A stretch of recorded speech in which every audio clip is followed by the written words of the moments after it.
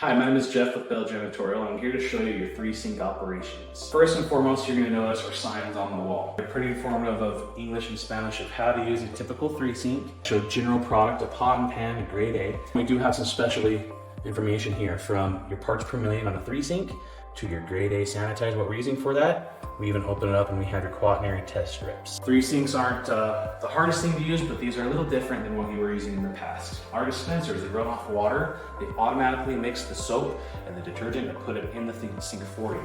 To do so, we want to make sure our ball valve here is turned so that water doesn't come out the spigot. Turn on the water. For your sanitizer, you're going to want to have cold water to warm water, not hot. We're going to push this button and you're going to twist it a quarter. That will automatically keep it on. As it's filling, you'll notice the bubbles and the suds kind of come through this quaternary sanitizer. It will have a milky look to it.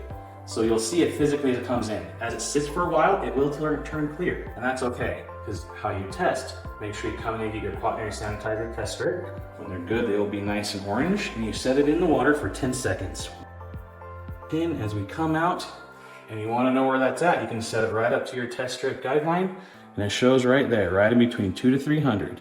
So making sure that your sanitizer is proper and on and not hot is going to keep that lasting for a good 4 hours. You should only need to fill this up once a school day because that will last the whole time.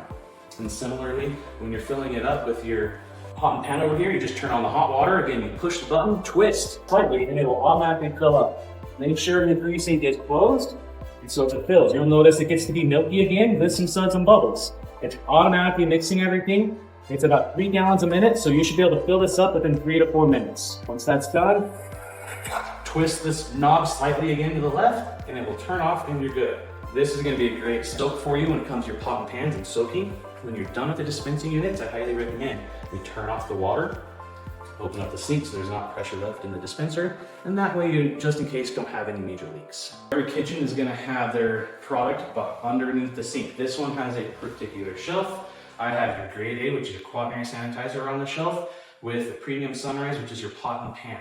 Some of you might have a pink soap, some might have a blue soap. In the future, you might have a green soap. Colors are relative, but how they work is what we want to make sure happens for you. So you'll have your product underneath, either in a gallon rack or on a shelf.